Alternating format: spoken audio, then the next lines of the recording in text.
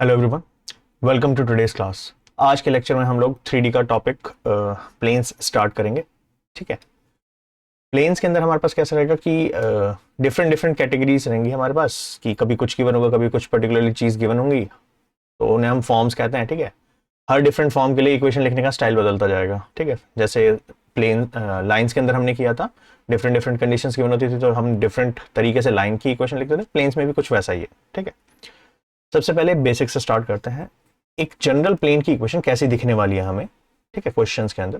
ठीक है, general equation कैसी दिखेगी प्लेन्स की, A X plus B Y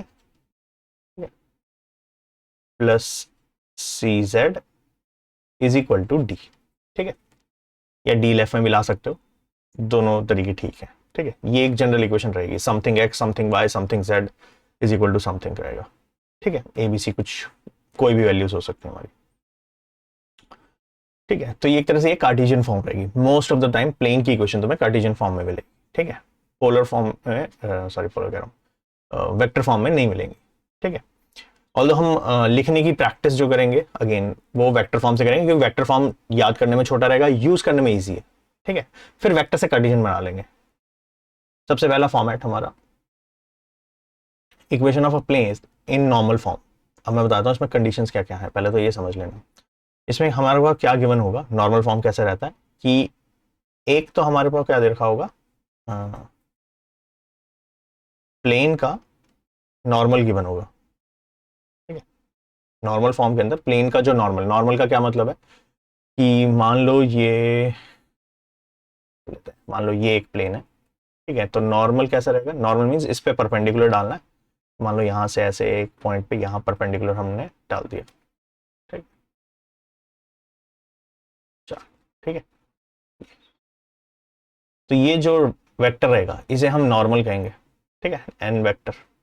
ठीक है, तो इस केस में हमें क्या गिवन होता है, प्रिसाइसली इसमें हमें गिवन होगा यूनिट नॉर्मल वेक्टर। ठीक है, यानी हमें क्या गिवन होगा, एन कैप गिवन होगा। ठीक है, एन नहीं गिवन होगा, एन कैप। ठीक है, एन कैप भी वही डायरेक्शन में होगा जिस डायरेक्शन में नॉर्मल है। ठीक है, तो डायरेक्शन सेंस में तो कोई फर्क नहीं, बस ये क्या होगा, यूनिट वेक्टर होगा। ठीक है, एन कैप कैसे, अच्छा कोई यूनिट वेक्टर है तो मैं उसे ऐसा लिख सकता हूँ, n cap is equal to l i cap m j cap n k cap. ये समझ में आ रहा है क्यों लिखा, एल एम एन ही क्यों इस यूज के, क्योंकि किसी भी यूनिट वेक्टर के जो कंपोनेंट होते हैं उसे हम डायरेक्शन कोसाइन कहते हैं, तो इसलिए मैंने यहाँ पर एल एम एन का इस्तेमाल कर लिया। ठीक है, यूज तो कोई भी अल्फाबेट किया जा सकता है, एल एम एन स्पेसिफिकली इसलिए किया कि ये डायरेक्शन कोसाइंस को रिप्रेजेंट करते हैं, यूनिट वेक्टर के कंपोनेंट ही डायरेक्शन कोसाइंस होते हैं। ठीक है, और हमारे पास एक होगा डी। यहां पर ध्यान रखना ये डी अलग है, ये डी है क्या, distance of plane from origin. ठीक है, ओरिजिन से ये प्लेन कितनी दूर है।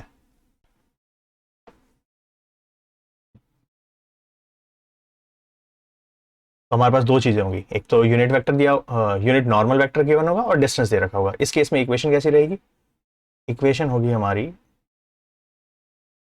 Are vector dot n cap is equal to d. D मैं बता चुका हूं क्या है, distance of plane from origin. ठीक है, और n cap unit normal vector उस प्लेन के ऊपर, नॉर्मल ऐसे दिखाया जाता है हमें। ठीक है,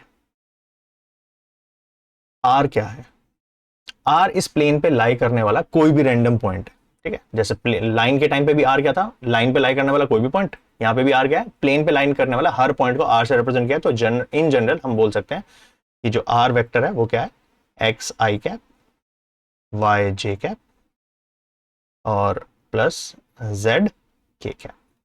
ठीक है, चलो ये हुई हमारी वेक्टर फॉर्म। ठीक है,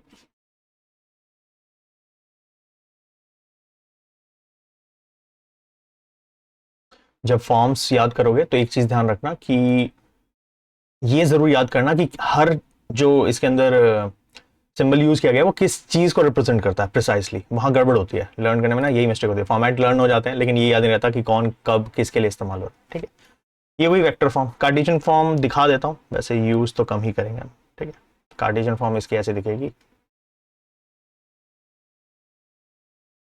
अगर किसी को लर्न ही करनी है तो इस तरह से दिखेगी, LX plus MY plus NZ is equal to D. ठीक है, अगेन मर्जी तुम्हारी है, याद करना है कर लेना, नहीं करना तो भी कोई दिक्कत नहीं है, क्योंकि मैं अभी तुम्हें सिखाऊंगा कि वेक्टर फॉर्म से कार्टेशियन फॉर्म कैसे बनाते हैं। ठीक है, चलो क्वेश्चन लेते हैं, क्वेश्चन से क्लैरिटी थोड़ी सी मिलेगी। क्वेश्चन देखो, find vector equation of plane in which is at a distance of 6 by root 29 from origin and its normal vector is this। एक चीज ध्यान से देखना है, यहाँ पे यहाँ नॉर्मल वेक्टर बोला है, यूनिट नॉर्मल वेक्टर नहीं बोला है। ठीक है, और अगर ये नहीं भी लिखा होता, अगर मतलब अगर सिर्फ ये बोलता है कि नॉर्मल वेक्टर तो दे ही रखा है, मान लो अगर ये इसको इस पे ध्यान नहीं भी जाता, तो एक चीज इसको देख के समझ में आती है, क्या ये यूनिट वेक्टर हो भी सकता है? 2 का स्क्वायर, 3 का स्क्वायर, 4 का स्क्वायर जब ऐड करोगे 1 तो नहीं आने वाला, तो उसे देख के भी दिख रहा है कि ये यूनिट नॉर्मल वेक्टर नहीं है। ये फॉर्मेट एप्लीकेबल कब है? जब यूनिट वेक्टर हो। तो यहां पर हमारे पास n वेक्टर है, 2i minus 3j plus 4k, एक तो ये हमारे पास है, और डिस्टेंस दिया हुआ है 6 बाय रूट 29। लेकिन फॉर्मेट यूज करने के लिए मुझे n कैप चाहिए, तो n कैप चाहिए तो बना लो। कैसे बनाओगे n कैप? वेक्टर को मैग्नीट्यूड से डिवाइड करके, तो डिवाइड कर दो, 2i minus 3j plus 4k upon square root of 2 square plus minus 3 square plus 4 square. ठीक है, तो ये हो गया 2 by root 29 i minus 3 by root 29 j plus 4 by root 29 k। ठीक है, चलो ये हो गया, एन कैप मिल गया हमें। फॉर्मेट डायरेक्टली इस्तेमाल करो, वेक्टर इक्वेशन लिखनी है ना, तो वेक्टर फॉर्म कैसे लिखी जाएगी? r dot n cap is equal to d, और इसको बस लिखना है, इसमें पुट करना है, r का कुछ नहीं करना। ठीक है, r एन कैप पता है ना कितना है, 2 बाय रूट, उसे अलग अलग किया क्यों है, एक ही रहने दो। ठीक है, इसको ना इकट्ठा ही कर लो। वैसे मैं हमेशा कहता हूँ कि अलग अलग कर दो, बट यहाँ पे इकट्ठा रख लो, फायदा होगा। देखो अभी 2i minus 3j plus 4k, ठीक है, upon root 29 is equal to 6 by root 29। अब समझ में आ रहा होगा क्यों इकट्ठा करने के लिए कहा, ये रूट 29 कट जाएगा, इसलिए बोल रहा था। ठीक है, वरना करना तो कर लेना अलग अलग, उससे भी कुछ खास नहीं होने वाला। तो फाइनल इक्वेशन क्या रही है हमारी, r dot 2i minus 3j plus 4k, ठीक है, इज इक्वल टू 6। ये है वेक्टर इक्वेशन, ये हमारा आंसर हो गया। ठीक है, कार्टेशियन इक्वेशन अगेन लर्न करने की अलग से जरूरत ही नहीं है। कार्टेशियन फॉर्म कैसे बनाओगे, यहीं से बना लो। क्या करो, r को रिप्लेस कर दो एक्स आई कैप वाई जे कैप जेड के कैप, ये सिखाया था। r x i y j z के है, ठीक है, और 2i minus 3j plus 4k। All दो उसने मांगा नहीं है, बट सीख लेते हैं इसी क्वेश्चन से, क्लैरिटी मिल जाएगी यहीं पे। ठीक है, डॉट प्रोडक्ट आता है आई को आई से, ठीक है, आई को आई से, जे को जे से, के को के से, मल्टीप्लाई कर दो कॉरस्पॉन्डिंगली। ठीक है, 2x minus 3y plus 4z is equal to 6। ये बन गई कार्टेशियन इक्वेशन। मैंने बताया था ऐसी लिखती है, ax plus by plus cz is equal to D. ठीक है, बन गई, ये आंसर है कार्ड। तो इसलिए मैं कह रहा हूँ कि कार्टेशियन फॉर्म अलग से याद करने की जरूरत नहीं है, छोटा सा डॉट प्रोडक्ट है, क्यों एक एक्स्ट्रा फॉर्मेट लर्न कर रहे हो। ठीक है, क्योंकि हर फॉर्म का vector form Cartesian form, vector form Cartesian form, मतलब एक तरह से फॉर्मूले डबल हो जाते हैं। ठीक है, जहां रेलेवेंट है वहां करो, हर जगह करने की जरूरत नहीं है। ठीक है, अच्छा अब यहां से कॉन्सेप्ट निकल के आता है, वो क्या है, normal vector of a plane.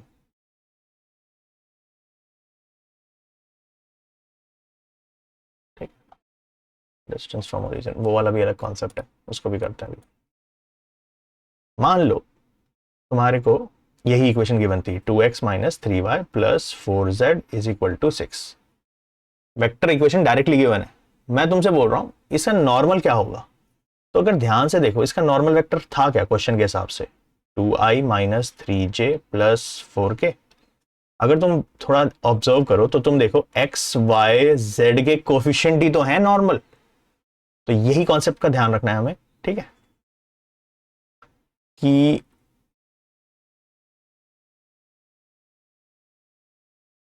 Coefficients of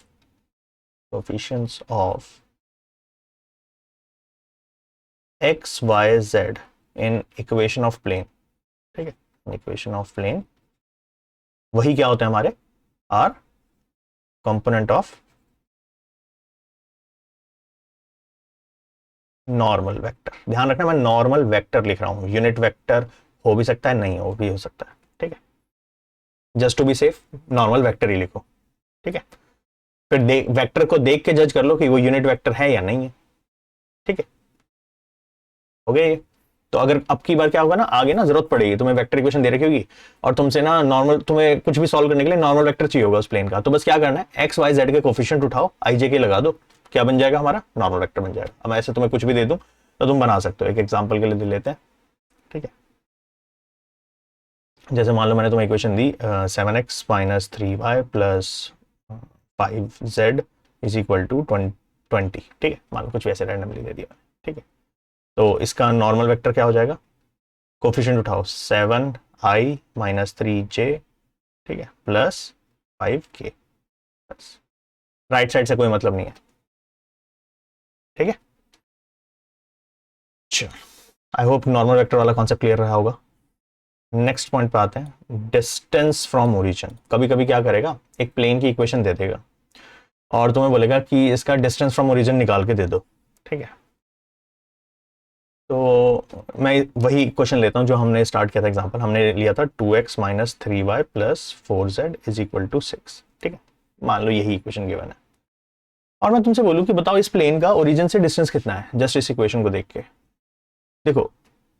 अगर हम फॉर्मेट को समझे, ठीक है, तो राइट साइड में जो ये होता है ये d होता है, लेकिन ये हर बार डिस्टेंस फ्रॉम ओरिजिन हो ऐसा जरूरी नहीं है, ठीक है। डिस्टेंस फ्रॉम ओरिजिन हो भी सकता है, नहीं भी हो सकता, हमें कैसे पता चलेगा, उसके लिए सिंपल सी वही कंडीशन है, ये डिस्टेंस फ्रॉम ओरिजिन होगा अगर यहां पर जो नॉर्मल वेक्टर के कंपोनेंट रहे हो वो यूनिट वेक्टर रहे हो, जो कि हमेशा होगा नहीं, ठीक है। तो मतलब तुमसे हमेशा ऐसे यूनिट वेक्टर बनाना पड़ेगा, ठीक है। तो डिस्टेंस फ्रॉम ओरिजिन निकालने का एक सिंपल सा आइडिया क्या है, divide equation, sorry divide both side of equation of plane with magnitude of N vector. उससे क्या होगा, ये यूनिट वेक्टर था नहीं, इसको यूनिट वेक्टर कैसे बनाए, यहां पर मतलब अगर आई जे के लिख देते हैं तो यूनिट वेक्टर बनाने के लिए क्या करना पड़ेगा, इसको मैग्नीट्यूड से डिवाइड करना पड़ेगा, बस वही करना है तुम्हें, ठीक है। तो अगर मेरे पास ये है, इसी को एग्जांपल को फॉलो करें तो एन वेक्टर क्या है, अब ये तो आइडेंटिफाई करना सीख लिया, 2i minus 3j plus 4k, ठीक है, एन वेक्टर हो गया। इसका मैग्नीट्यूड क्या है, square root of 2 square minus 3 square 4 square, कितना आ गया, रूट 29। दोनों साइड डिवाइड कर दो तो इक्वेशन क्या हो जाएगी, 2x minus 3y plus 4z upon root 29, ठीक है, इज इक्वल टू 6/√29। अब ये जो फैक्टर है राइट साइड में, जो हम वैसे तो कोफिशिएंट डी बोलते हैं, अब डेफिनेटली ये क्या है, डिस्टेंस फ्रॉम ओरिजिन है। डिस्टेंस फ्रॉम ओरिजिन होने के लिए यहां पर एन कैप वेक्टर के कंपोनेंट होने चाहिए, ना कि एन वेक्टर के, तो उसके लिए मैग्नीट्यूड से डिवाइड कर दिया। और क्वेश्चन पे अगर वापस आए तो देखो यही तो गिवन था, 6/√29 डिस्टेंस है। अब मैं उल्टा सिखा रहा हूँ, इसी क्वेश्चन से मैं उल्टा सिखा रहा हूँ कि अगर इक्वेशन गिवन हो तो तुम्हें ओरिजिन से डिस्टेंस कैसे निकालना है, ठीक है। तो कोई भी हमारे पास इक्वेशन हो, ठीक है, उसका अगर तुम्हें डिस्टेंस फ्रॉम ओरिजिन निकालना है, दोनों साइड एन वेक्टर के मैग्नीट्यूड से डिवाइड कर दो और जो राइट साइड वाला नंबर होगा बेसिकली वही हमारा क्या होगा, डिस्टेंस फ्रॉम ओरिजिन होगा, ठीक है। तो ऑब्जेक्टिव में आए तो चुपचाप ये नंबर पकड़ो, मैग्नीट्यूड से डिवाइड कर दो, खत्म बात, ठीक है। ये कॉन्सेप्ट समझने के होते हैं सारे के सारे, मतलब इसको ऐसा फॉर्मूला नहीं दे सकता मैं हर चीज को, ठीक है। तो इन चीजों का ध्यान रखना, एन वेक्टर कैसे आइडेंटिफाई होता है, डिस्टेंस फ्रॉम ओरिजिन कैसे आइडेंटिफाई होता है, ठीक है। एक एग्जांपल, एक काम करता हूँ और दे देता हूँ तुम्हें, नहीं तो तुम्हें लगेगा यही क्वेश्चन ले रहा हूँ। ये वाला एग्जांपल लिया था ना हमने, इसी को उठा लेते हैं।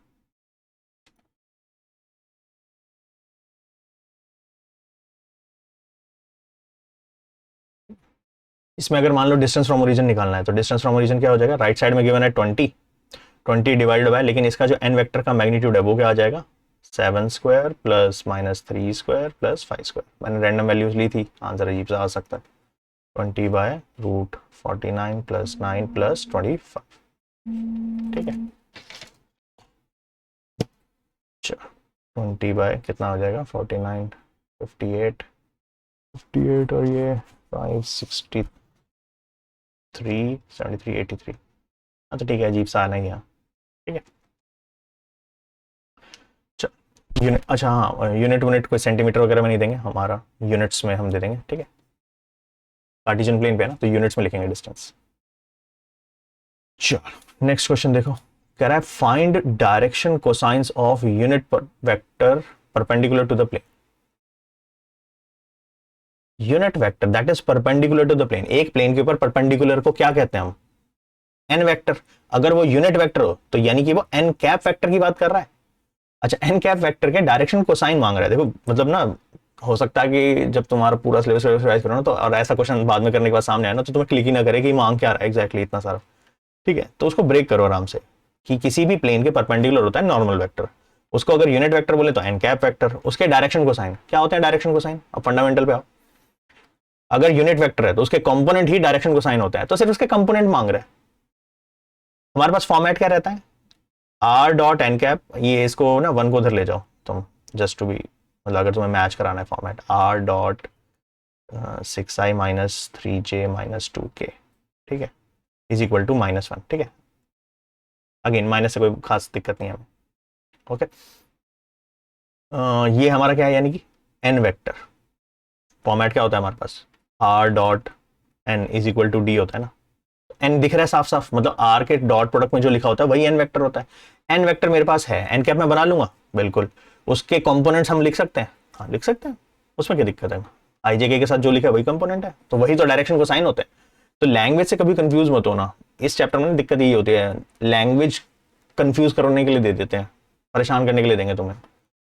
कॉन्सेप्ट अच्छे हैं नो डाउट, फॉर्मेट्स लर्न करो और उसके बाद ना लैंग्वेज पे खेलते रहेंगे तुम्हें थोड़ा थोड़ा। चलो एन वेक्टर हो गया identify, n vector is 6i minus 3j minus 2k। N cap निकाल लो, ठीक है, 6i minus 3j minus 2k, क्या करेंगे, मैग्नीट्यूड से divide, square root of 6 square minus plus minus 3 square plus minus 2 square, ठीक है। हाँ ये हो गया, ठीक है। 6i माइनस, इसको कर लेते हैं 36 प्लस 440 प्लस 949, 7 आएगा, यानी 6/7 माइनस 3/7, ठीक है, माइनस 2/7k, ठीक है। अच्छा, और तुमसे क्या मांगा था, डायरेक्शन को साइन, तो बस एल एम एन बोल रहा है ना, तो यही तो है एल एम एन, डायरेक्शन को साइन एल एम एन होता है, तो ये एल, ये एम, ये एन, पर हम कॉमा करके ऑप्शंस मतलब इस तरह से नहीं लिखा होगा, आंसर इस तरह से लिखा होगा, 6/7 कॉमा माइनस 3/7 कॉमा माइनस 2/7, ठीक है। फंडामेंटली क्या याद करना था यहाँ पर, डायरेक्शन को साइन होते क्या है, यूनिट वेक्टर के कंपोनेंट को ही डायरेक्शन को साइन कहता है, ये मैंने वेक्टर्स में करा रखा है, ठीक है। तो अगर दिक्कत है तो वेक्टर्स को अगेन, इस चैप्टर के लिए तो देखो वेक्टर बेसिक के लिए एक्ट करेगा, बिना वेक्टर करे तो तुम्हें ये चैप्टर आधा तो समझ में नहीं आने वाला, ठीक है। अब आगे चीजें और कॉम्प्लिकेट होंगी, फिर मैं वेक्टर्स का ही इस्तेमाल करवाऊंगा बाद में, तो वेक्टर्स पे कमांड जरूरी है इस पर आपकी, ठीक है। चलो ये हो गया, ये हो गया। ये रहा वो अलग, देखो एक नया क्वेश्चन दे दिया फालतू में, टाइम पास कर रहा है, सेम ही है एक्चुअली, मैं करा चुका हूँ ये। तुम देखो distance from, distance of plane, ये इक्वेशन अभी हमने की थी, 6 को राइट साइड में ले जाओ, ठीक है।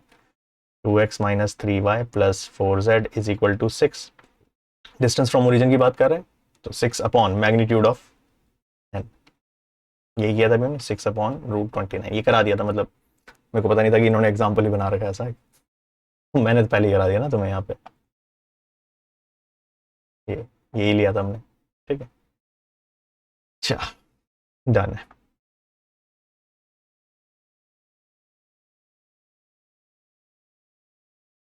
तो मैं अगर फॉर्मूला बनाना है ना, एक काम करो, यहाँ पर एक फॉर्मूला बना के दे देता हूँ तुम्हें। अगर डिस्टेंस इज इक्वल, लिखना पड़ेगा distance from origin is equal to जो भी कोफिशिएंट डी चल रहा होगा upon square root of, sorry, upon magnitude of N.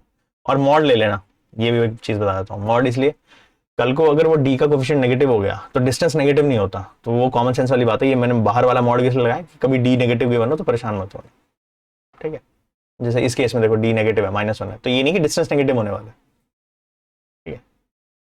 तो जिसको फॉर्मूला बनाना है तो ये फॉर्मूले की तरह लर्न करना तो कर लेना इसे, ठीक है। चलो डन डन, डिस्टेंस वाला हो गया पॉइंट। चलो नेक्स्ट पॉइंट,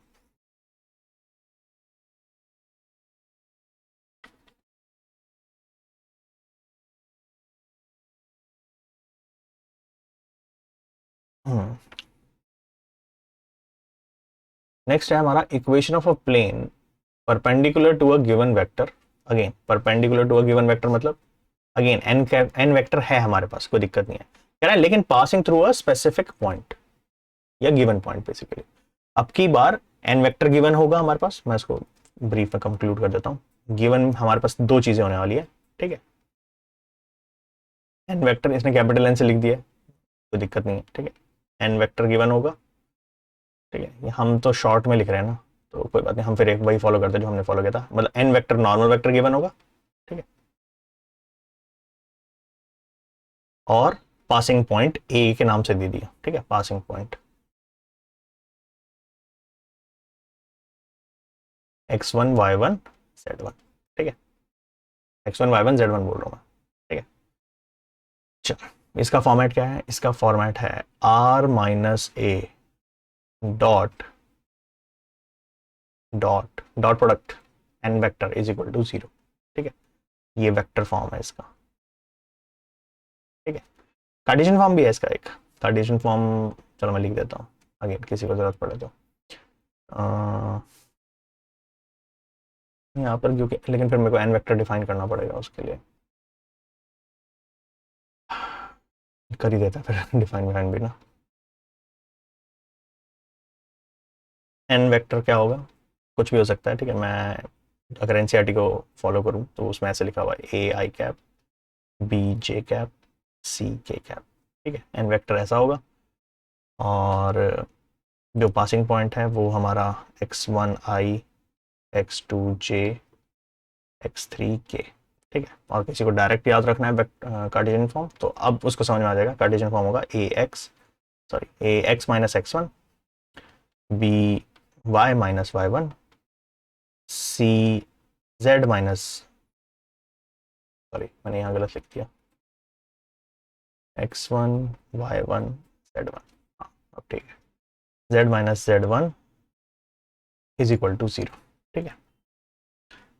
देखो ये छोटा है नो डाउट, तो मैं तो यही रिकमेंड करूंगा कि वेक्टर फॉर्म याद रखो। वेक्टर से कार्टेशियन बनाना सिखा दिया, इसमें भी सिखा दूंगा अभी, ठीक है। मैं इसी पे बॉक्स बना रहा हूँ, दूसरे पे नहीं बना रहा, क्योंकि मैं रिकमेंड नहीं करता उसे लर्न करने के लिए। चल क्वेश्चन देखते हैं, क्वेश्चन से क्लैरिटी मिलेगी।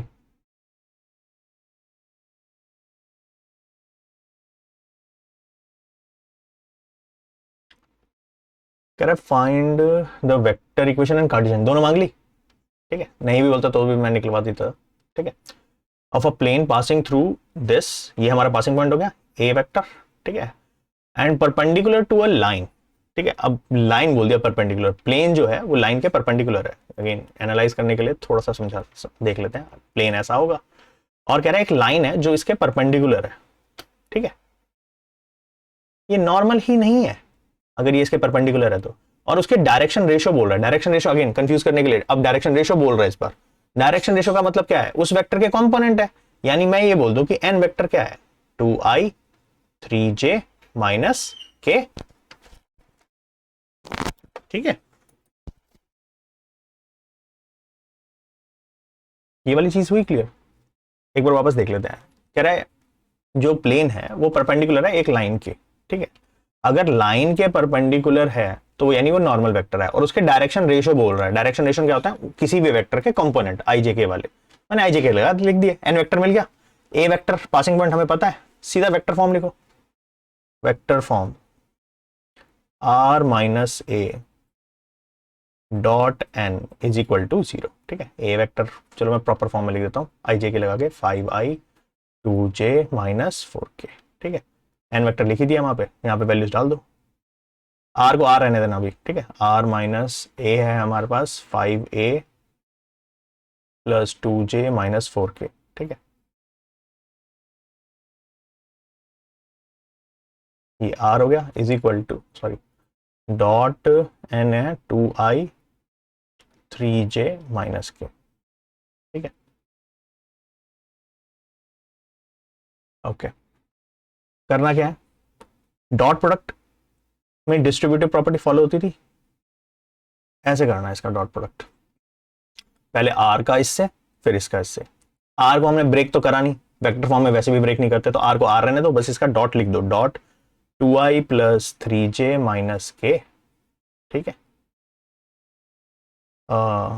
माइनस इन दोनों का डॉट करेंगे तो इसको मैं चलो पहले लिख देता हूँ, डॉट प्रोडक्ट के फॉर्म में लिख देता हूँ, 5i plus 2j minus 4k का dot 2i plus 3j minus के इक्वल टू 0। ठीक है, तो r dot 2i plus 3j minus k minus इनका डॉट प्रोडक्ट करो तो i का i से 5 टू द 10 प्लस 2 और 3 6 minus 4 minus 1 plus 4 equal to 0। r dot 2i plus 3j minus k minus ये कितना आ गया 10 10 20 इक्वल टू 0। ठीक है, फाइनली अगर वेक्टर फॉर्म में कभी आंसर छोड़ना तो ऐसे भी वैसे तो छोड़ सकते हैं, बट यूजुअली इस तरह से लिखा जाता है 2i प्लस 3j माइनस के, जो हमने फर्स्ट फॉर्म पढ़ा था ना उस फॉर्म में लिखते हैं, इज इक्वल टू 20। ठीक है, लिख दी, वेक्टर फॉर्म में थोड़ी थोड़ी सी मेहनत करनी ली। ठीक है, कार्टिजन के लिए अगेन मैं फॉर्मेट नहीं इस्तेमाल कर रहा, मैं डायरेक्टली यहीं पे इसको कार्टिजन बनाने के लिए क्या करते हैं, बस आर को किससे रिप्लेस कर दो, xi yj zk से, और डॉट प्रोडक्ट इनका कर देना, बस इतना ही करना है, इसलिए मैं अलग से फॉर्मेट याद नहीं करता। कर दो dot product, x into 2x plus 3y minus z is equal to 20। Dot product आता ही है करना, क्यों फॉर्मेट लर्न करना है एक्स्ट्रा, कॉन्सेप्ट समझो ना यहाँ पे। अच्छा, डन है, कैसे निकाली हमने, कार्टिजन में थोड़े से मैंने स्टेप्स दिखाए हैं इसलिए लेंदी है, कोई करना चाहे तो थोड़ा हवा में भी कर सकता है। ठीक है, ये तो मैंने प्रॉपर एक एक स्टेप दिखा दिया इसलिए, ताकि कंफ्यूजन ना हो, आराम से गो थ्रू कर लेना इसको। अच्छा, नेक्स्ट फॉर्म देखते हैं, इसमें ऐसे ही चलेगा, एक फॉर्म कराऊंगा एक क्वेश्चन कराऊंगा, एक फॉर्म कराऊंगा एक क्वेश्चन कराऊंगा, समझ में आता जाएगा उसको। नेक्स्ट है equation of a plane passing through 3 non collinear point. अब की बार क्या करेगा, 3 पॉइंट्स दे दिए, ये बचपन में सबने पढ़ा था कि अगर हमारे पास 3 पॉइंट है तो उससे एक यूनिक प्लेन पास हो सकता है, 2 पॉइंट से एक लाइन पास हो सकती है। ठीक है, तो मैं 3 नॉन कोलिनियर पॉइंट लूंगा, नॉन कोलिनियर मतलब एक लाइन में नहीं होने चाहिए। ठीक है, एक यहाँ ले लो, एक यहाँ ले लो, एक यहाँ ले लो। ठीक है, तो ये ए पॉइंट मान लो, ये बी मान लो, ये सी मान लो, इसका कोऑर्डिनेट x1 y1 z1, इसका x2 y2 z2, इसका x3 y3 z3। ठीक है, इससे पासिंग प्लेन, ठीक है, वैसे तो ट्रायंगल बन रहा है बट जो भी है, ठीक है, अगर मैं प्लेन देखना ही है तो वो मेरे को पॉइंट्स ज्वाइन करने पड़ेंगे।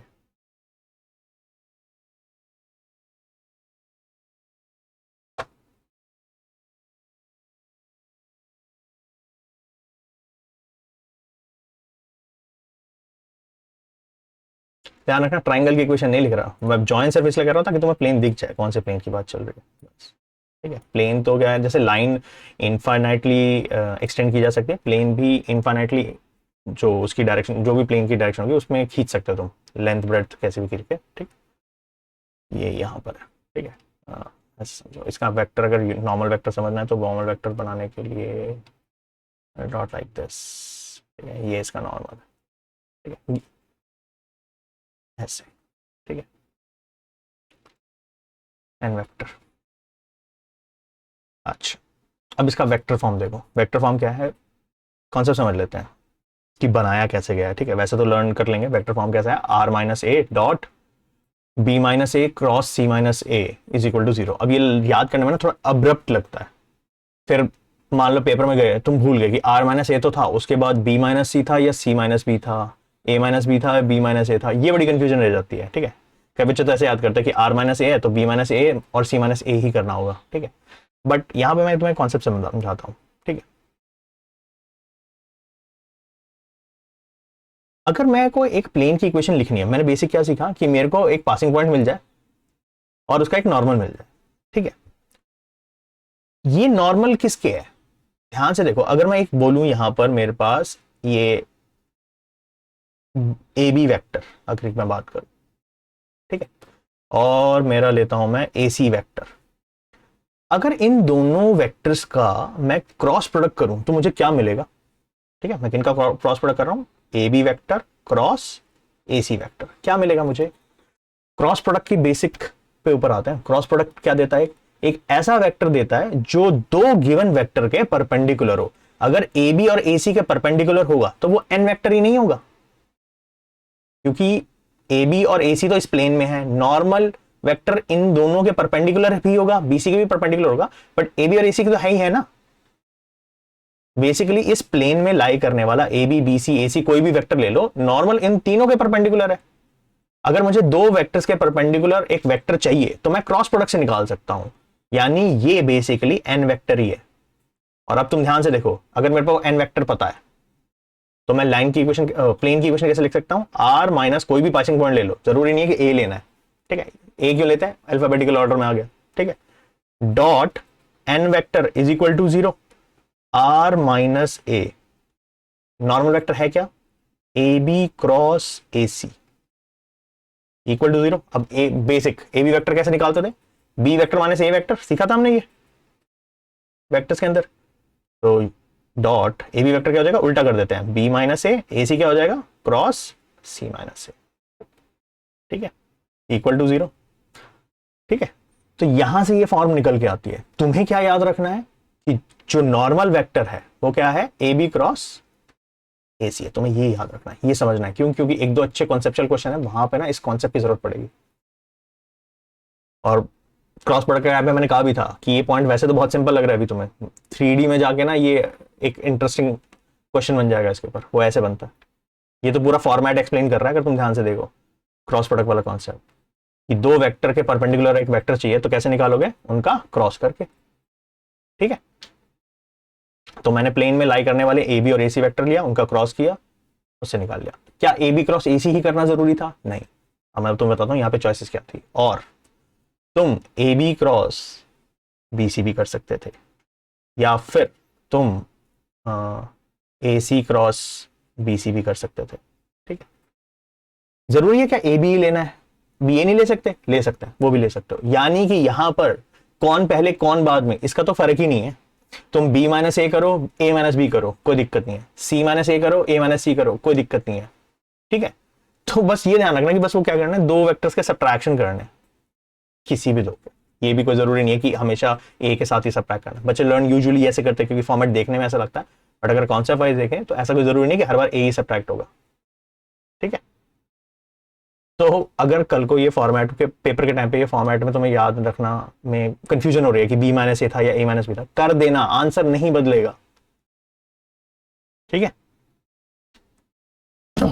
चल, अच्छा, आंसर नहीं बदलेगा का मतलब क्या है, ओवरऑल इक्वेशन चेंज नहीं होगी, हो सकता है बस तुम्हारे वाले में नेगेटिव आ रहा होगा, ठीक है। जैसे अगर कोई बोले कि equation x plus Y equal to -1 है, और कोई बोलेगा नहीं नहीं minus X minus Y equal to 1, बात तो एक ही है, ठीक है। तो ये वाला फर्क आता है ज्यादा से ज्यादा, बस, और कोई फर्क नहीं आएगा, ठीक है।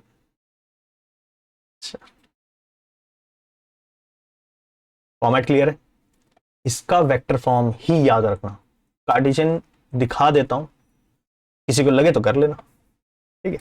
ये है कार्टेशियन फॉर्म डिटर्मिनेंट के फॉर्म में, x minus X one, Y minus Y one, Z minus Z one, X Y Z क्या है, प्लेन में लाई करने वाला कोई भी पॉइंट जिसके टर्म्स में मेरे अपॉन, फिर अपॉन कह रहा हूँ, सेकंड लाइन है x2 minus X one, Y two minus Y one, Z two minus Z one, third वाली x3 minus X one, Y three minus Y one, Z three minus Z one. ठीक है, तो किसी को लगे कि ये याद करना है तो कर लेना, मुझे कोई परेशानी नहीं है। ठीक है, मैं तो इससे से कराऊंगा। ठीक है, क्यों? क्योंकि लिखने याद करने में भी ईजी है। अच्छा, इसमें क्या ना स्टेप्स आ जाते हैं, इसमें क्या है, एक्सपेंशन भी ऐसे करनी चाहिए, ये मैंने लिखा नहीं हुआ इसमें, पर मैं बताता हूँ। एक्सपैंड इसके लॉन्ग ही करना, किसी और लाइन के लॉन्ग करोगे तो आंसर आ जाएगा, लेकिन थोड़ा फैल के आएगा बस, और तो क्या है। ठीक है, अच्छा वेक्टर फॉर्म बढ़िया है ना लर्न करने के लिए। अब देखो यहाँ पर दे रखा है हमारे पास, फाइंड द वेक्टर इक्वेशन, इसने मांगी ही वेक्टर है। अच्छा, कार्टेशियन मांग लेगा तो क्या कार्टेशियन फॉर्म से करना पड़ेगा? नहीं, वेक्टर इक्वेशन से, सॉरी वेक्टर फॉर्म से पहले इक्वेशन निकाल लेना, फिर आर को एक्स आई वाई जे जेड के डाल के बस। एक काम करूंगा, इसका ना वेक्टर इक्वेशन लिखा है ना, यहाँ पे हम स्लैश कर देते हैं, कार्टेशियन भी निकाल लेते हैं। ठीक है, दोनों ही निकाल देते हैं। वैसे तो अभी ऊपर करें हमने कन्वर्जन, पर फिर भी इसका भी करके दिखा देता हूँ।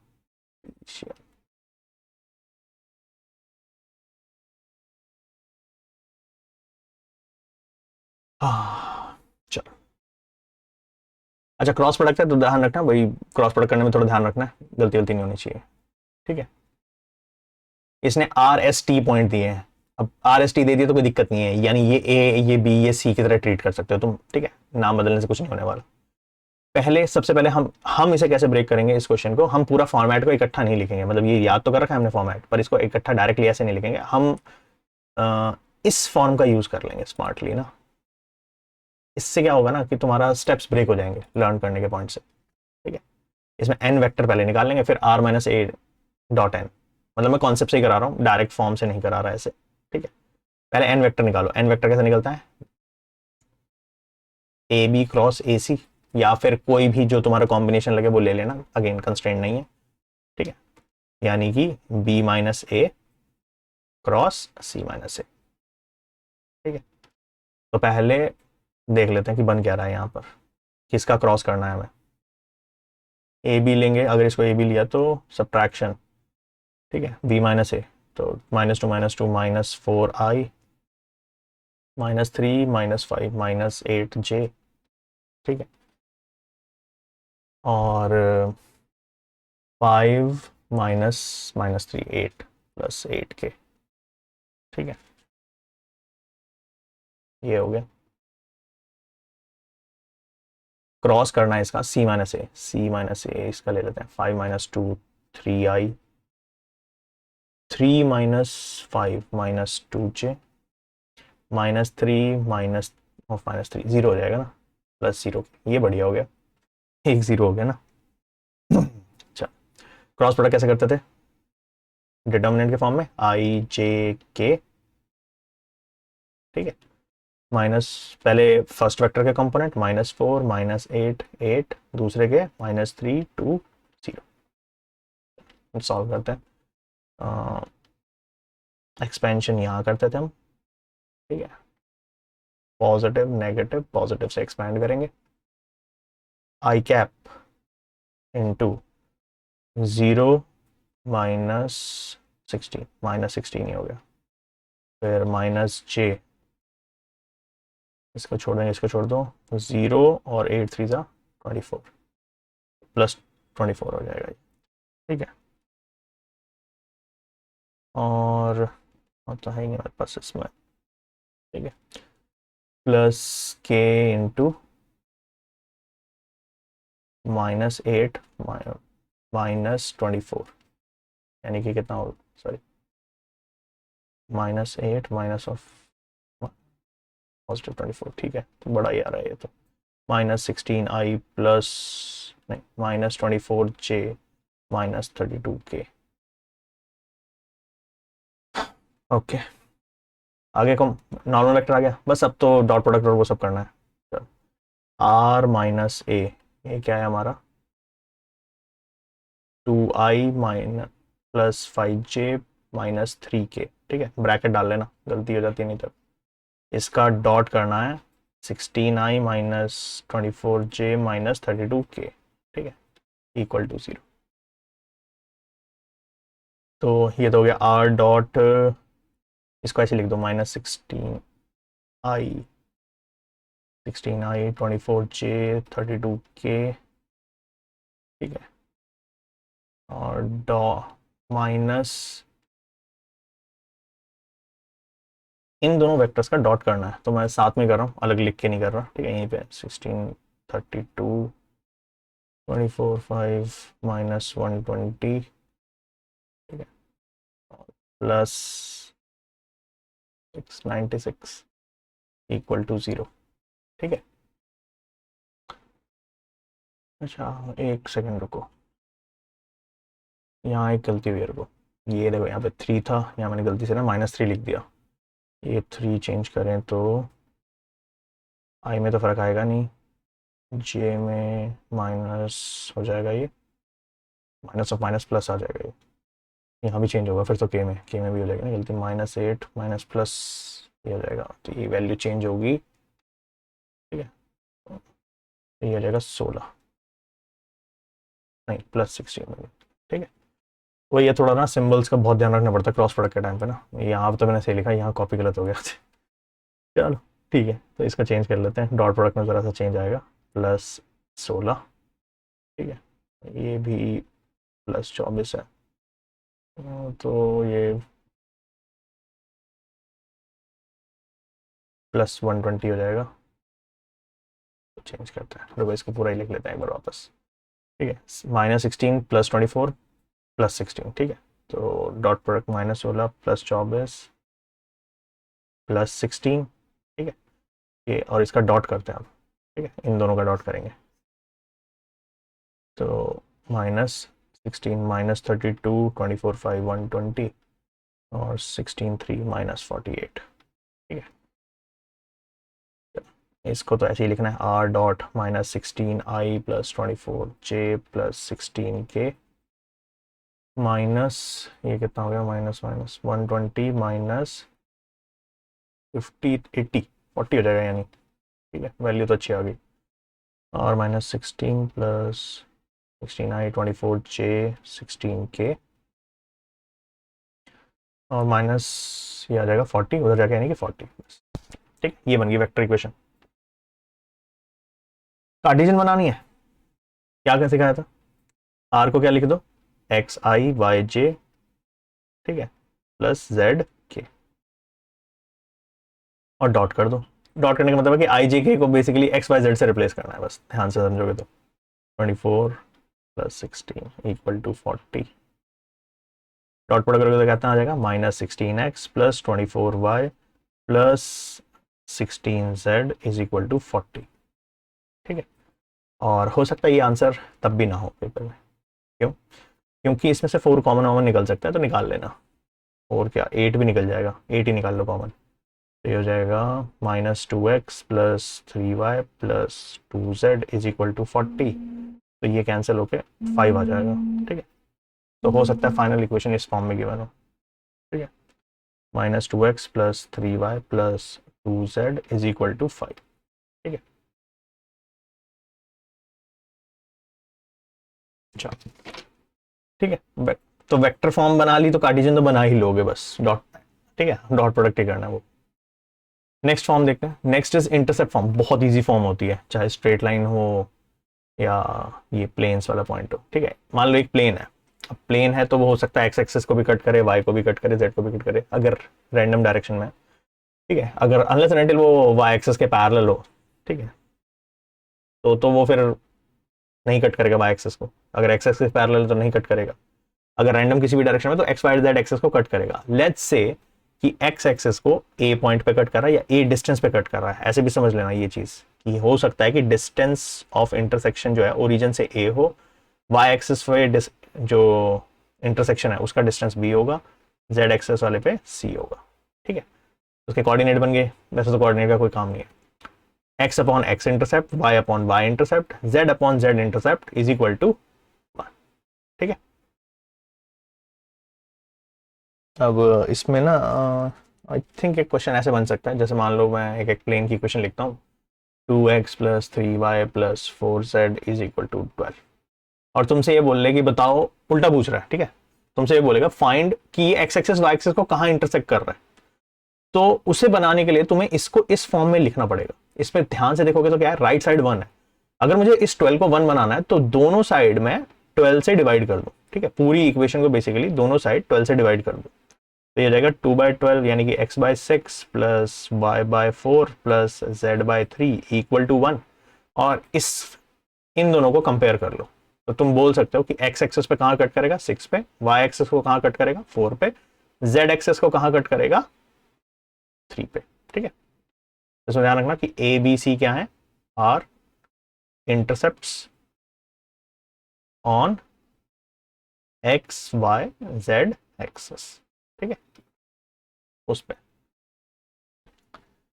अच्छा, तो अगर प्लेन की इक्वेशन गिवन है तो इंटरसेप्ट निकालने आने चाहिए।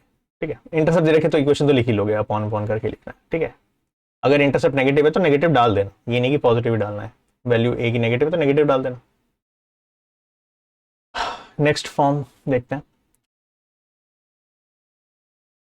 नेक्स्ट इज एक प्लेन की इक्वेशन लिखनी है हमें जो पास हो रहा है इंटरसेक्शन ऑफ टू प्लेन से। ठीक है,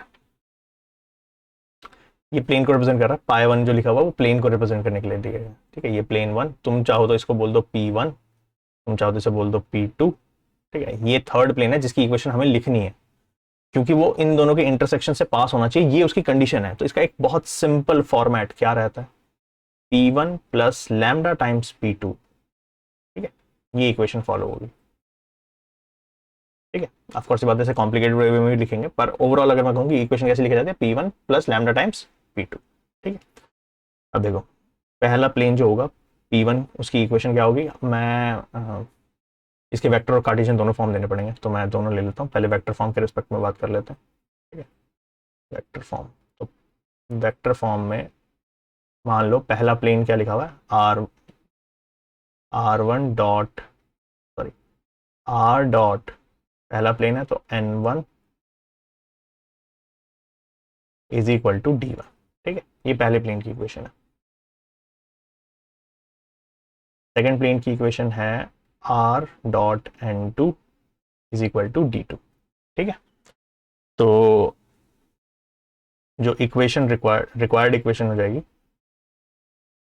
वो कैसे लिखी जाएगी, P1 plus lambda times P2, तो कैसे लिखा जाएगा, R dot N1 plus lambda N2 is equal to D1 plus lambda D2। तो तुम्हें समझ में आ रहा होगा क्या रिलेट कराने की कोशिश कर रहा हूँ। पहले प्लेन का जो भी लिखा हुआ है plus lambda times second plane का लिखना है। ठीक है, एन वेक्टर लिखा पहले प्लेन का, लैम्डा टाइम्स सेकंड प्लेन का, डी लिखा पहले प्लेन का, लैम्डा टाइम्स सेकंड प्लेन का। ठीक है, तो मैं तो इसे सिर्फ इतने से लर्न कर लेता हूँ, P1 प्लस लैम्डा P2। अगर किसी को लगे तो वो इसको भी याद कर सकता है। ठीक है, ये वेक्टर फॉर्म हो गई। कार्टेशियन फॉर्म में कैसा लिखा जाएगा, कार्टेशियन फॉर्म में पहले प्लेन्स को डिफाइन कर लेते हैं। P1 जो प्लेन है उसकी इक्वेशन होगी let's say A1x plus B1y plus C1z is equal to D1। Plane 2 की इक्वेशन होगी A2x B2y C2z is equal to D2। ठीक है,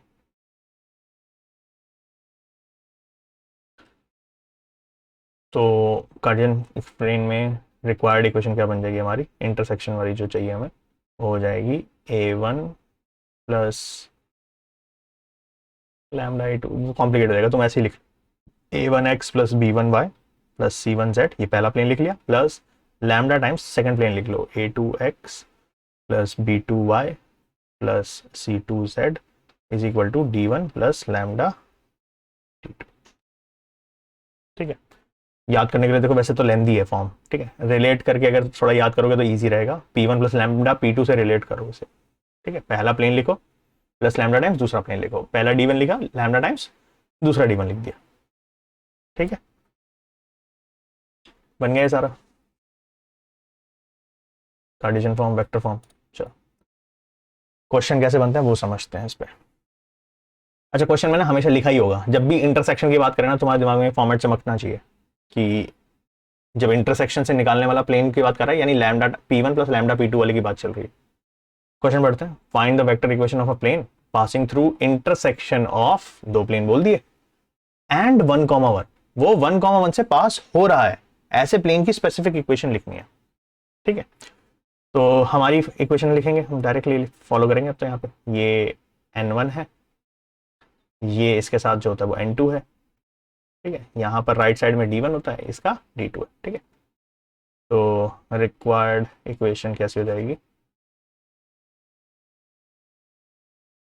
p1 plus lambda p2 follow कर रहे हैं, पहला प्लेन r डॉट, पहले प्लेन का n क्या था, i plus j plus k, ठीक है, ये हुआ, plus lambda times 2i plus 3j plus 4k is equal to 6 minus 5 lambda, ठीक है। पहला प्लेन लिखा, दूसरा प्लेन लिखा। अब ये आंसर नहीं है, क्यों, क्योंकि तुम्हें एग्जैक्ट इक्वेशन लिखनी है, ठीक है।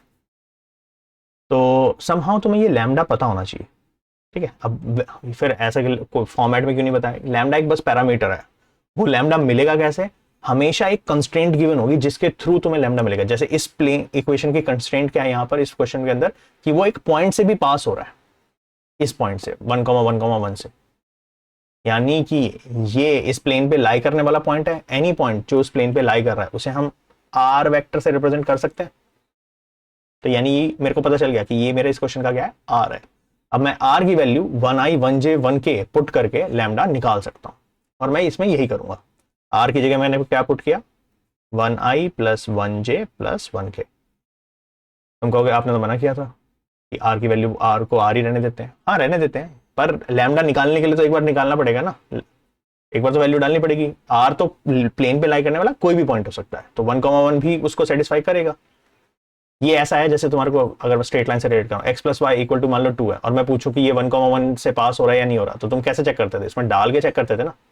या मैं ऐसे क्वेश्चन आता था छोटे बच्चों में, X plus Y is equal to K, वो कहेगा ये लाइन जो है 1,1 से पास हो रही है, के की वैल्यू निकाल दो। तो कैसे करते थे, एक्स और वाई की जगह 1,1 डाल देते थे ना, कुछ वही कर रहे हैं हम इसमें भी, क्योंकि ये प्लेन 1,1,1 से पास हो रहा है, तो मैंने आर की जगह 1,1,1 डाल दिया, ठीक है। तो आई जे के, इसको अच्छा इनको ऐड कैसे करना है, वो लैम्डा से मल्टीप्लाई करके हर एक को ऐड कर दो, आई में आई, तो ये 1 + 2 लैम्डा हो जाएगा, 1 + 2 लैम्डा आई, 1 + 3 लैम्डा जे, और 1 + 4 लैम्डा के इज इक्वल टू 6 - 5 लैम्डा, ठीक है। और अब क्या कर दो डॉट प्रोडक्ट, ठीक है। तो इसको डाल देते हैं, डॉट प्रोडक्ट करेंगे आई को आई से, तो 1 + 2 लैम्डा, 1 को इससे क्या, तो ये भी सारे 1 1 है यार, कुछ नहीं करना, 1 + 1 lambda, 1 + 3 lambda, 1 + 4 lambda is equal to 6 - 5 lambda. Solve कर लो, 1 2 3 + 3 2 5 9 lambda is equal to 6 - 5 lambda. थोड़ा बहुत इधर उधर कर लो, 9 लैम्डा 5 लैम्डा कितना हो गया, 14 lambda is equal to 6 - 3 3 lambda equal to 3/14 आ रहा है, ठीक है। लैम्डा की वैल्यू मिल गई, अब बस क्या करना है, फाइनली इसके अंदर पुट कर दो, ठीक है। तो यहाँ से लैम्डा मिल गया, इसको पुट करेंगे, अब वापस ओरिजिनल फॉर्म पे आओ, R I plus J plus K, lambda है 3/14, 2i plus 3j plus 4k is equal to 6 - 5 × 3/14। कुछ नहीं किया, जो इक्वेशन हमने लिखी थी वहां पर बस लैम्डा रिप्लेस कर दिया मैंने, देखो यहाँ लैम्डा डाल दिया, यहाँ लैम्डा डाल दिया, ठीक है। इसको ऐड कर लो, खेल लो इसके साथ, ठीक है। तो क्या हो जाएगा, r डॉट 1 + 3/7, ठीक है, तो 10/7 i, 1 + 9/14, 14 + 9 23 प्लस 1 + 4 6/7 हो जाएगा, ये अपॉन में तो 7 आएगा, 7 6 13 इज इक्वल टू 6, ये तो 15 ही रहेगा, 14 6 4 - 15 69/14। ठीक है, फाइनल इक्वेशन अगर थोड़ा ठीक करके लिखनी हो तो क्या करो, एलसीएम ले लो, R dot 10i plus, sorry 10 8 20 हो जाएगा, 20i plus 23j plus 26k upon में क्या चल रहा है 14 इज इक्वल टू 69/14, 14 14 हटा दो। ठीक है, तो सुंदर सी इक्वेशन आएगी, मतलब इतनी सुंदर तो नहीं है पर फिर भी 20i 23j plus 26k is equal to 69। ठीक है, ये बन गया वेक्टर इक्वेशन। अगर कार्टेशियन मांग ले तो क्या करना, इसका डॉट कर देना। ठीक है, आर को एक्स वाई वाई जे जेड के डाल के डॉट कर देना। तो वो चीज़ अब मैं बार बार नहीं करके दिखा रहा, कर लिया हमने। ठीक है, next is coplanarity of two line. क्या मतलब है कोप्लेनैरिटी का? देखो हमने जब लाइंस पढ़ा था तो हमने देखा था कि ऐसा पॉसिबल है कि दो लाइंस हो, वो ऐसे 3D में है और वो इंटरसेक्ट नहीं कर रही, एंगल पे तो है एक तरह से, बट इंटरसेक्ट फिर भी नहीं कर रही, उसे हम स्क्यू लाइंस कहते थे। ठीक है, तो वो एक प्लेन में लाइन ही करेंगी। अगर दो लाइंस एक प्लेन में लाई कर रहे तो उसको मैं एक पेपर या एक प्लेन से कंटेन कर पाऊं, ये मतलब है। ठीक है, मतलब अगर इसको ऐसे शो करना हो तो एक लाइन ऐसे हो और दूसरी लाइन लेट्स से ऐसे हो। ठीक है, अच्छा ऐसा भी हो सकता है कि दोनों सेम ही डायरेक्शन में हो। ठीक है, पैरेलल भी हो सकती है, ये भी हो सकती है, पर समहाउ वो एक पेज पे कंटेन हो। ठीक है, एक प्लेन पेपर पे कंटेन हो पाए, उसके अंदर आ जाए, मतलब ये। ठीक है, तो मैं ये बोल दूंगा कि दो प्लान को प्लेनर है। अब हो सकता है वो पैरेलल हो सकता है वो इंटरसेक्टिंग, उससे मेरे को मतलब नहीं है, बस लाइन दो एक ही प्लेन के अंदर होनी चाहिए, उसे हम को प्लेनैरिटी बोलेंगे। ठीक है, यहां पर अब क्योंकि कॉन्सेप्ट ऑफ लाइन आ रहा है तो पहले लाइन की इक्वेशन रिवाइज कर लेते हैं एक बार। लाइन की बेसिक इक्वेशन कैसी होती थी, R vector is equal to A vector plus lambda times B vector. अगर फर्स्ट लाइन है तो a1 b1 डाल दो। सेकंड लाइन की इक्वेशन क्या हो जाएगी, R is equal to a2 plus mu times b2 vector. ठीक है, इसमें ए और बी क्या होते थे, ए होता था पासिंग पॉइंट, बी होता था उस लाइन की डायरेक्शन को जो डिफाइन करता था या जिस वेक्टर के वो पैरेलल है। ठीक है, ये लाइन 1 की इक्वेशन बोल देता हूँ, ये लाइन 2 की इक्वेशन। ठीक है, तो फॉर्मेट क्या है हमारे पास, कंडीशन क्या है हमारे पास, condition is condition of coplanar lines is a2 minus a1 dot b1 cross b2 is equal to 0। ठीक है, यहाँ पर एक चीज और समझा देता हूँ मैं, क्योंकि हो सकता है इससे मैनिपुलेट करके कॉन्सेप्ट निकल आए।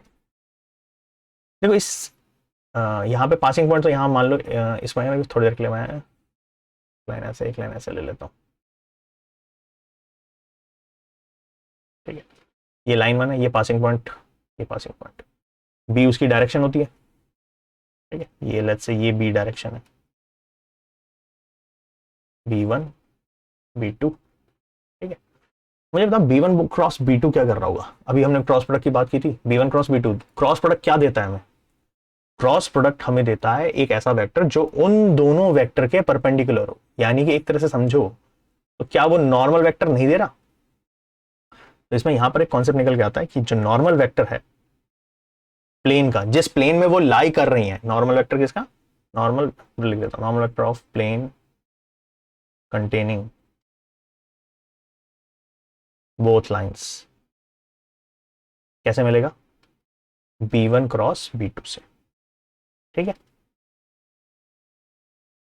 और a2 माइनस a1 क्या होगा, उस लाइन उस प्लेन में लाई करने वाला वेक्टर है बेसिकली। ठीक है, क्योंकि वो परपेंडिकुलर वेक्टर को, अगर कोई भी वेक्टर जिसके अंदर वो लाई कर रहा है, बेसिकली ऐसा है, ये एक प्लेन है, ये परपेंडिकुलर वेक्टर मान लो, ये उस प्लेन में लाई करने वाला वेक्टर मान लो, तो इनके बीच में एंगल हमेशा कितना होगा 90 डिग्री। तो basically dot product equal to 0 गया है, कॉन्सेप्ट तो ये है।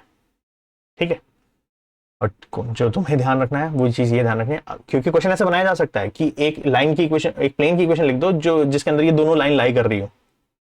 ठीक है, तो प्लेन की इक्वेशन लिखने के लिए क्या चाहिए होता है, पासिंग पॉइंट और वेक्टर। पासिंग पॉइंट तो तुम्हारे पास दो दो है, a1 भी पासिंग पॉइंट है, a2 भी पासिंग पॉइंट है। ठीक है, a1 a2, तो तुम a1 भी इस्तेमाल कर लो, a2 कोई भी इस्तेमाल कर लो, फर्क नहीं पड़ता। नॉर्मल वेक्टर कैसे मिलेगा, b1 क्रॉस b2 से। ठीक है, इक्वेशन ऑफ प्लेन का भी बना ही देते हैं। ठीक है, equation of plane containing both line कैसे लिखा जाएगा, आर माइनस ए, फॉर्मेट नहीं है, ध्यान रखना, ये कॉन्सेप्ट है, आर माइनस ए वन ले लो ए टू ले लो, अगेन फर्क नहीं पड़ता, dot N is equal to zero. N मैंने बता दिया, मैं फॉर्मूला नहीं बना रहा इसको, मैंने क्या लिख दिया, एन क्या है, B one cross B two, ताकि तुम फॉर्मूले की तरह से लर्न मत करने बैठ जाना इसको।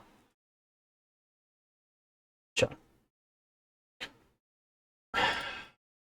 कह रहा है शो करो कि ये दो लाइंस को प्लेनर है। वैसे ऐसे क्वेश्चन पेपर में कम ही बोलते हैं, ठीक है, को प्लेनर तुमसे ऐसा है, तुम्हारा यूजुअली मेरे को लगता है कि ये वाला कॉन्सेप्ट ज्यादा बेटर है पूछने के लिए। एक लाइन की इक्वेशन, एक प्लेन की इक्वेशन लिखो जिसके अंदर ये दोनों लाइन आ रही हो, वो ज्यादा इंटरेस्टिंग होगा एज अ क्वेश्चन। शो करना तो फिर फॉर्मेट वाली बात है, बस फॉर्मेट प्रैक्टिस कर लो, ठीक है। अब पॉइंट क्या है कि लाइन की इक्वेशन रिवाइज करनी पड़ेगी। लाइंस की इक्वेशन कैसे होती थी, ऊपर क्या होता था, ऊपर होते थे ए वेक्टर के कोऑर्डिनेट, नीचे वाले होते थे तुम्हारे बी वेक्टर, ठीक है, ए वन बी वन हो गया, यहां से निकलेंगे ए टू, नीचे से निकलेंगे बी टू। तुम्हें ये लाइंस में हमने ये वाली चीज समझी थी कि कार्टेशियन फॉर्म में अगर लाइन की इक्वेशन गिवन हो तो ए वन कहाँ होता है, बी वन कहाँ होता है। तो ए वन हो गया हमारा, साइन चेंज करने होते थे, ठीक है, थ्री लिखा है तो माइनस थ्री आई प्लस वन जे प्लस फाइव के, ठीक है, साइन चेंज करके लिखते थे। बी वन, बी वन नीचे वाले जो कंपोनेंट होते हैं बस वही होते हैं, ठीक है, नीचे जो लिखा होता है, तो माइनस थ्री आई प्लस वन जे प्लस फाइव के। ऐसे ही ए टू, ए टू में क्या करो, ऊपर वाले साइन चेंज कर दो, minus one two five, minus one I plus two J plus five K. B two जो हो गया minus one I plus two J plus, हाँ सेम ही आ रहा है, चलो कोई बात नहीं, उससे कोई फर्क नहीं पड़ता आगे, है नहीं है। अच्छा हाँ सेम ही, या तो जानबूझ के दिए होंगे इसने ऐसे, ये तो कोइंसिडेंट वाली बात है कि ए वन बी वन सेम आ रहा है, ए टू बी टू भी सेम आ रहा है, ठीक है, कोई बात नहीं, जरूरी नहीं है कि हर बार हो ऐसा, ये तो मैंने अब देखा कि हो रहा है, बट ठीक है। कंडीशन क्या थी कोप्लेनरिटी की, A two minus A one dot B one cross B two equal to zero होना चाहिए। पहले A two minus A one निकालते हैं, A two minus A one तो माइनस कर गंदा। अच्छा इसका ना कार्टेशियन फॉर्म भी होता है, आ गया ये वाला जो ये कंडीशन लिखी है ना, इसका एक कार्टेशियन फॉर्म भी होता है, मत याद, जरूरत ही नहीं है, इसी से याद करो, A two minus A one cross B two, ठीक है। तो A two minus A one आ जाएगा minus one minus three minus, sorry minus one minus of minus three, तो टू आई, ठीक है, two minus one one J, I minus five zero K, ठीक है, तो हटाई देते हैं, टू आई प्लस जे हो गया, ठीक है। B one cross B two ये निकालना पड़ेगा, I J K, B one है minus three one five, B two है माइनस वन टू फाइव, चलो निकालते हैं, I cap into five minus ten minus five minus J into, ठीक है, प्लस माइनस प्लस से खुलता है ना, minus J into minus fifteen plus five minus ten plus K into minus six plus one, ठीक है, तो minus five I plus ten J plus five K, ठीक है, डॉट करना है इसका A two minus A one के साथ, तो देखते हैं A two minus A one dot B one cross B two, zero आना चाहिए, ठीक है, अगर दोनों लाइंस को प्लेनर है। वैसे तो क्वेश्चन ने बोला है शो दैट, हो सकता है पेपर में बोले कि बताओ कौन से हैं या कौन से नहीं है, तो फिर तो चेक करना पड़ेगा, ठीक है, तो हमारा तो जीरो आना चाहिए, तो A two minus A one कहाँ लिखा हमने, ये लिखा था टू आई प्लस जे, और डॉट करना था minus five I plus ten जे, ठीक है, प्लस फाइव के, तो इसको जीरो के लिख देते हैं, इनका डॉट करना है, कितना आ गया minus ten plus zero zero, yes को प्लेनर है ना, जीरो आना ही था वो, अच्छा डन है ये, ठीक, next question, next format, format ही बहुत है इसमें ना, फॉर्मेट्स। अच्छा इनके ना नोट्स अलग से बना लेना, सिर्फ फॉर्मूले के ना, मतलब मैंने तो एग्जांपल्स के साथ लिए, तो बाद में क्या करना कि ना सिर्फ फॉर्मेट्स के नोट्स अलग बना के रख लेना, तो रिवाइज करने में क्या होगा, ईजी हो जाएगा। एक पेज आगे पीछे करोगे मेरे ख्याल से आराम से आ जाएंगे, है ना। मतलब छोटा छोटा लिखो तो लाइंस और प्लेन्स दोनों भी आ जाए, बना के रख लेना, काम बहुत आएंगे वो। ठीक है, एंगल बिटवीन टू प्लेन्स, देखो दो प्लेन के बीच में एंगल कैसे निकाला जाएगा। ठीक है, वो देखने में तो बड़ा कॉम्प्लिकेटेड सा दिख रहा है, ऐसे एक थीटा एक 180 माइनस थीटा, वो ऐसा ही है जैसे दो लाइंस में एक एंगल एक्यूट थीटा और एक ऑब्ट्यूज 180 माइनस थीटा होता है, सेम वैसे ही रहेगा। तो प्लेन्स में एंगल कैसे निकाले, कुछ हद तक तो लाइन से जैसा है। अगर ध्यान से देखो तो इसका नॉर्मल वेक्टर इधर जा रहा होगा, इसका नॉर्मल वेक्टर इधर जा रहा होगा। इंटरेस्टिंगली जो इनके बीच में एंगल है वो भी थीटा ही रहेगा। जो प्लेन्स के बीच में एंगल है, मान लो इसको ऐसे समझते हैं, मैं हाथ घुमा के दिखाता हूँ तुम्हें एक बार ना। देखो मान लो ये प्लेन्स है, ठीक है, हाँ ये ठीक है, ये दो प्लेन्स है। अब अगर मैं ऐसे ऐसे रोटेट भी कर दूं तो उससे कोई फर्क पड़ रहा है क्या, 90 डिग्री रोटेशन से उनके बीच में एंगल तो वही रहेगा। बस इस कॉन्सेप्ट का इस्तेमाल है कि प्लेन्स के बीच में एंगल निकालो या उसके नॉर्मल के बीच में एंगल निकालो। नॉर्मल क्या है, 90 डिग्री से टर्न हो गया 90 डिग्री, तो पहले का भी नॉर्मल निकालेंगे, दूसरे का भी नॉर्मल निकालेंगे, और क्या होगा, दोनों उनके बीच में भी एंगल कितना होता है, सेम ही होता है। तो बस यहां पर इतना सा कॉन्सेप्ट ध्यान रखना कि angle between two planes is same as angle between their normal. अगर इतना ध्यान रखोगे ना तो फॉर्मेट अलग से याद करने की जरूरत नहीं पड़ेगी। दो, और नॉर्मल का मतलब है नॉर्मल वेक्टर एन वेक्टर, तो वेक्टर्स के बीच में एंगल कैसे निकालता है, वही पुराना फॉर्मेट एक ही था हमारे पास, कॉस थीटा वाला। Cos theta is equal to n1 dot n2 upon mod n1 mod n2, ये वही है a dot b upon mod a mod b। ठीक है, उसका मॉड इसलिए क्योंकि एक्यूट एंगल निकालेंगे, दो एंगल्स होंगे वैसे तो प्लेन्स के बीच में, एक एक्यूट एक ऑब्ट्यूज। एक्यूट एंगल निकालने के लिए मॉड ले लेना ताकि नेगेटिव ना आए, डॉट प्रोडक्ट अगर नेगेटिव आ रहा हो तो पॉजिटिव बना देना। ठीक है, बस खत्म। हाँ, अब अगर कोई इसका कार्टेशियन फॉर्म में करना चाहे तो बना सकता है, अगेन वेक्टर फॉर्म बहुत है, इजी भी है लर्न करने के लिए और रिलेटेबल है, लाइंस में भी किया हमने, वेक्टर्स में भी किया, तो ऐसे ही रख लेना बस। ठीक है, चल निकाल के देख लेते हैं एक क्वेश्चन में। अच्छा यहाँ पे एक कंडीशन निकल के आती है, वो भी बता ही देता हूँ। ठीक है, कंडीशन ऑफ परपेंडिकुलर प्लेन, मान लो दो प्लेन परपेंडिकुलर है या नहीं, ये कैसे पता चलेगा। तो वही कंडीशन, दो वेक्टर परपेंडिकुलर कैसे पता चलते हैं, उनका डॉट प्रोडक्ट कितना होना चाहिए, जीरो। यहाँ भी क्या है, डॉट प्रोडक्ट जीरो। फिर कहोगे कंडीशन ऑफ पैरेलल प्लेन, ये सेम है, वही वेक्टर जैसा है। दो वेक्टर पैरेलल होने के लिए क्या होता था, A is equal to lambda times B, same यहाँ पे n1 vector is lambda times n2 vector. ठीक है, तो बिल्कुल रिलेटेबल है, कुछ नया नहीं है ये। ठीक है,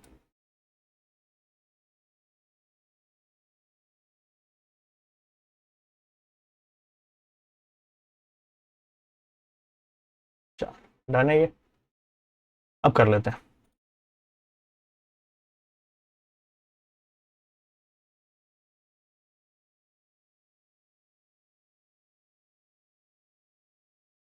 दो प्लेन्स की इक्वेशन गिवन है। ठीक है, ये कार्टेशियन फॉर्म में, एक्स वाई जेड गिवन, तो कार्टेशियन फॉर्म है। यहां से एन वेक्टर कैसे निकलता था, उसके एक्स वाई जेड के कोफिशिएंट ही एन होते हैं।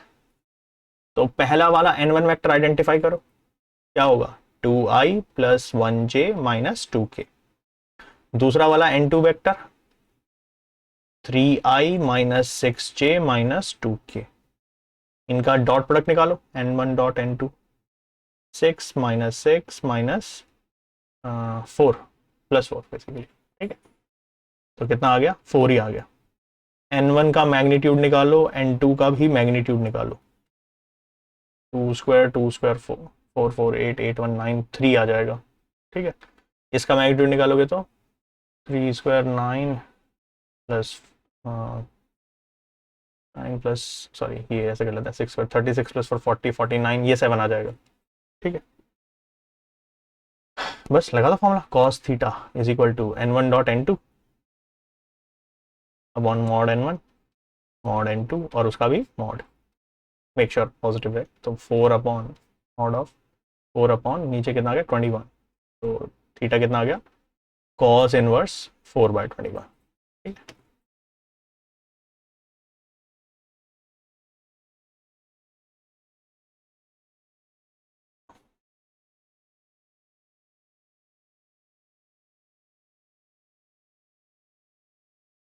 अच्छा,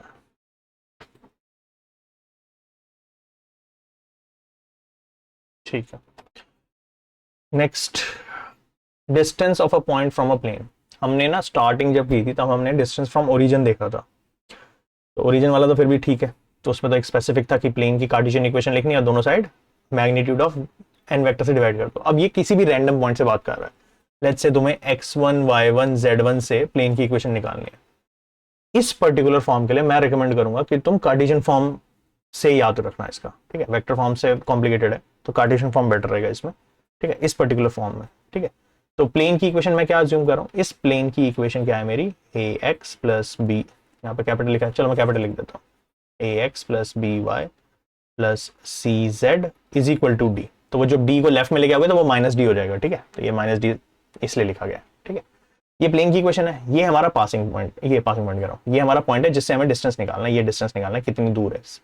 तो क्या करो, इस पॉइंट को इस प्लेन की इक्वेशन में पुट कर दो, तो A X one B Y one C Z one is equal to D divided by square root of A square B square C square, जो भी एक्स वाई जेड के कोफिशिएंट है उनके स्क्वायर करके ऐड कर दो। बेसिकली नीचे कुछ नहीं लिखा हुआ, यूनिट वेक्टर का मैग्नीट्यूड, सॉरी नॉर्मल वेक्टर का मैग्नीट्यूड लिखा हुआ एक तरह से, अगर तुम रिलेट करो, ठीक है।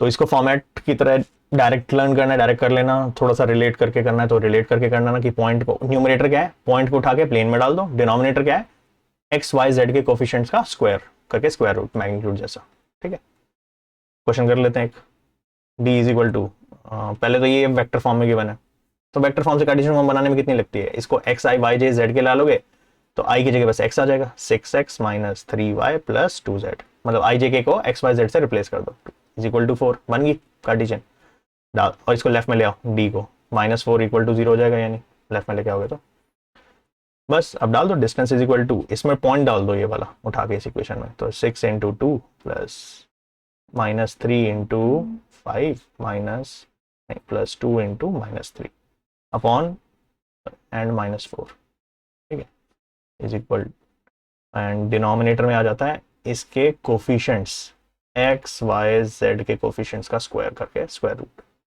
6 square minus 3 square plus 2 square, और कर लो कितना आ गया, 12 माइनस 15 माइनस 6 माइनस 4, अरे माइनस माइनस है, चलो कोई नहीं, अपॉन डिनोमिनेटर हो गया 36 प्लस 40 49 आ जाएगा, वो स्क्वायर रूट ऑफ 49 वही 7 ही आएगा, यानी अपॉन में, ठीक है, अपॉन में तो 7 आने वाला है, ये कितना हो गया -3 639 माइनस 14 13 हो जाएगा, 13/7 आ रहा है इस हिसाब से, ठीक है।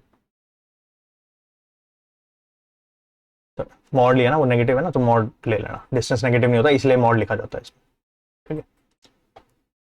चलो इतना यूनिट्स डिस्टेंस है 13/7।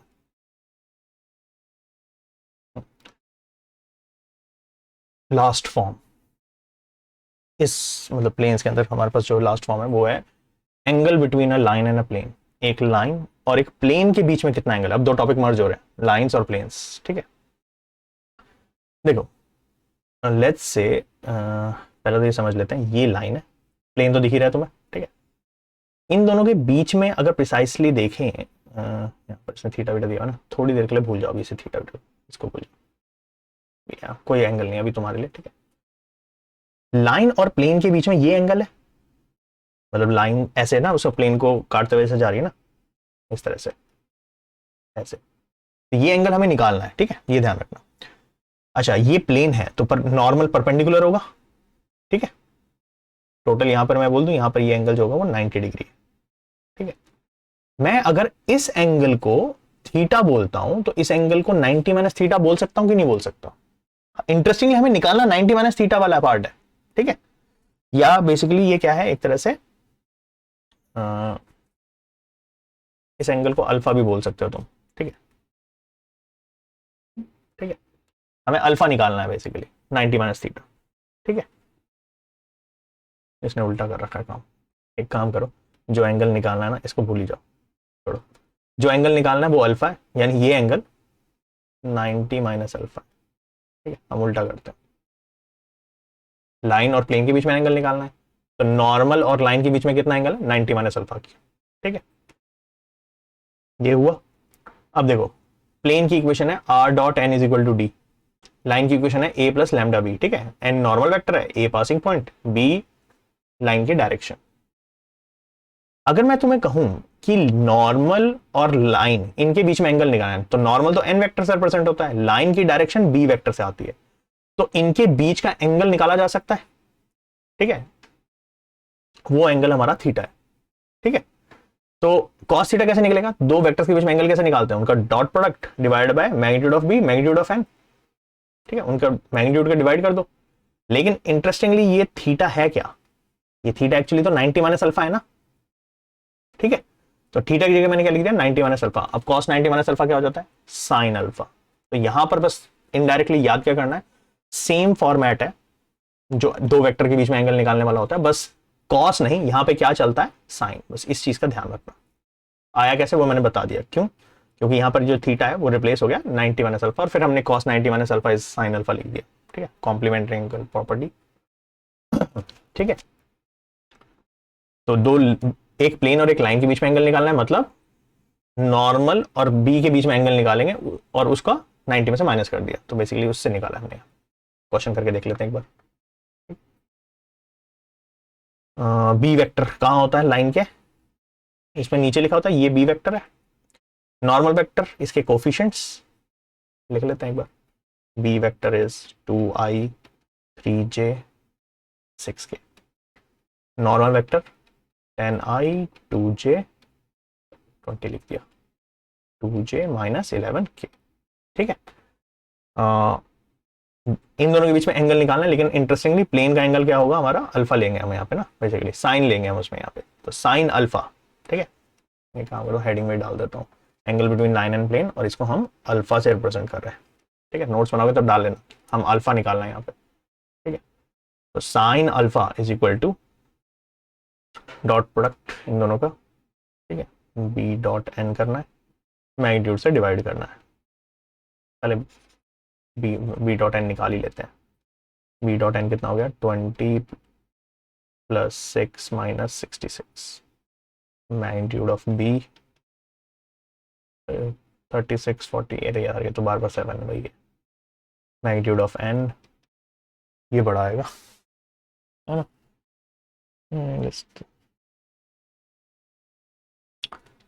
ये आ जाएगा तुम्हारा 10 100 120, 100 प्लस 4 प्लस 121, 121 125 225 15। ठीक है, डॉट प्रोडक्ट -40, तो ठीक है, sine alpha is equal to, again वो मॉड लगा देंगे क्योंकि एक्यूट एंगल निकालना होता है, तो -40 डॉट प्रोडक्ट हो गया इनका, डिवाइड बाय मैग्नीट्यूड 7 इंटू 15। ठीक है, तो कितना आ गया, मॉड से तो नेगेटिव हट जाएगा, 5 3 21 हो जाएगा, ये नीचे 5 से कटेगा तो 8, यानी कि यहाँ से निकाल लो, alpha is equal to sine inverse 8/21 आ जाएगा। ठीक है,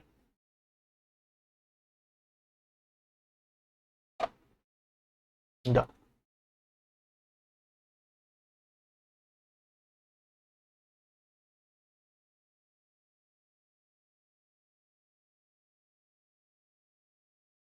ठीक है, अगर तुम्हें ये नहीं भी याद रखना तो ऐसे रख लेना इसको, कि एंगल नॉर्मल और लाइन के बीच में थीटा लिखते हैं, और लाइन और प्लेन के बीच में अल्फा लिखते हैं। तो थीटा प्लस अल्फा हमेशा 90 डिग्री है, यहाँ पे दिख ही रहा है, यहाँ पे theta plus alpha is 90 degree, तो basically theta is 90 minus alpha. ठीक है, ऐसे भी कर सकते हो उसको put, अगर डायग्राम में कॉम्प्लिकेशन नहीं चाहिए। 90 माइनस थीटा पता नहीं उन्होंने क्यों लिख रखा है। चलो, लाइन और प्लेन के बीच में एंगल निकालना, तो बस ध्यान रखना कि कॉस इनवर्स में नहीं होगा, साइन इनवर्स में लिखा जाएगा आंसर। ठीक, सॉल्व हो जाए तो अलग बात है, साइन इनवर्स। ठीक है, ठीक है,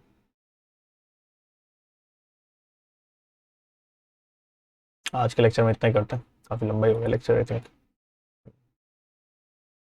ठीक है, डन है फिर आज के लिए। नेक्स्ट क्लास में मिलते हैं। Good day everyone.